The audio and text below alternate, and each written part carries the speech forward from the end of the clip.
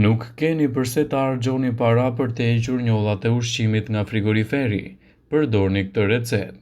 Kripa është një përbërës që nuk mungon në kuzhinën tonë, por përdorimi i saj nuk shkon dhe nuk kufizohet vetëm te aroma e pjatave tona. Ja disa truke pastrimi me krip për një kuzhinë të pastër dhe frigorifer më të mirë. Nëse doni të pastroni tava dhe tepsitë, përdoreni kripën. Hidhni pak krip në sipërfaqe, prisni 5 minuta dhe fërkoni me një sfungjer të thatë ose peshqir letre. Më pas e lani me ujë të nxehtë dhe sapun. Mund të pastroni lavamanin. Për të hequr qafë e njollat e errta të tij, hidhni gjysmë filxhani krip në kullueset e ujrave dhe derdhni ujë të ftohtë për disa minuta. Bëheni një herë në javë. Eliminoni erën e peshkut.